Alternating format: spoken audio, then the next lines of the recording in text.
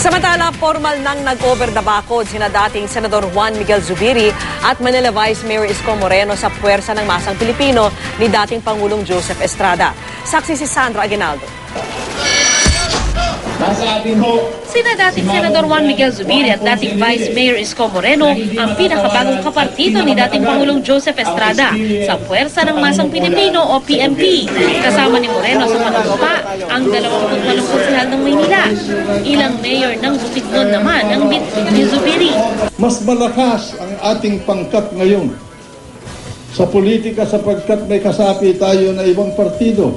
At yung partido na yun ay pinangungunahan ng pangalawang makapangyarihan na leader sa ating bansa.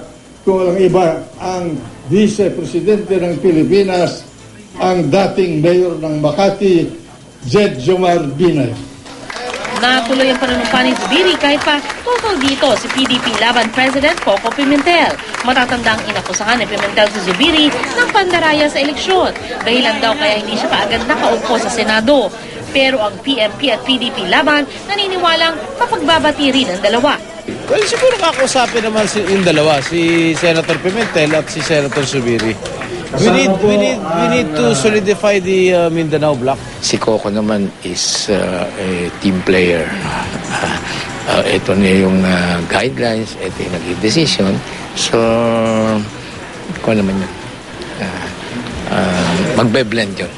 Sa kanyang speech, may patama naman si Erap kay dating Pangulong Gloria Arroyo. Yung libre ako ngayon, sasalita ako dito. Kaya po, naawa po ako sa kanya. Dahil wala yatang naawa sa kanya.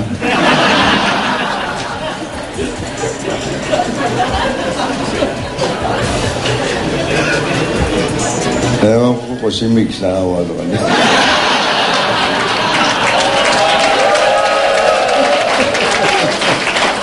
Si Zubiri ay dating kapartido ni Mrs. Arroyo, pero ayon na rin sa kanya, napalapit siya kina Enrile at Senador Jinggoy Estrada noong nasa Senado siya.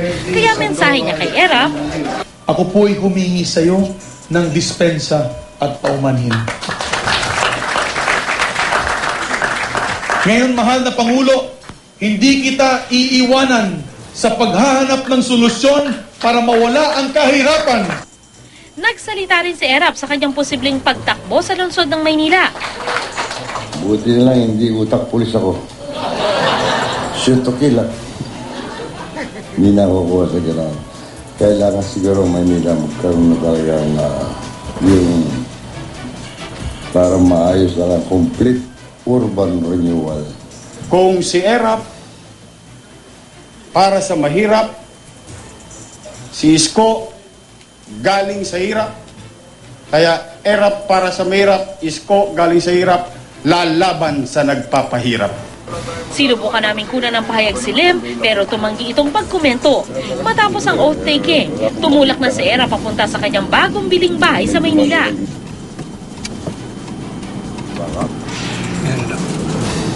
Mahigit 3 buwan na mula nang bilhin ni Erap ang bahay na ito na dating pag-aari ng pamilya Legarda.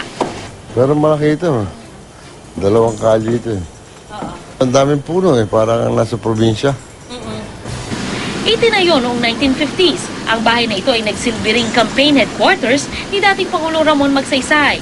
13 ang kwarto ng bahay, pero napili na ni Erap ang kwartong gusto niyang tulugan.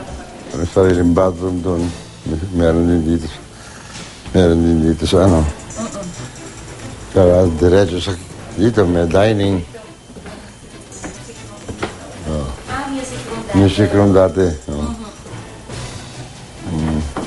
Part din ng bedroom yan. Malaki.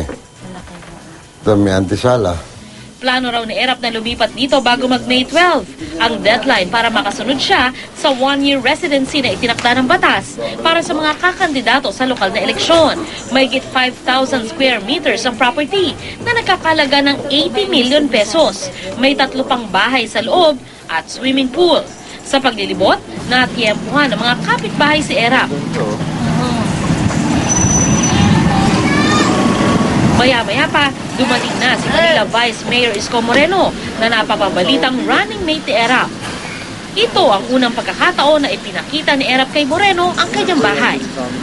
mukhang masarap magkape dito. O di papasyal-pasyal tayo dito.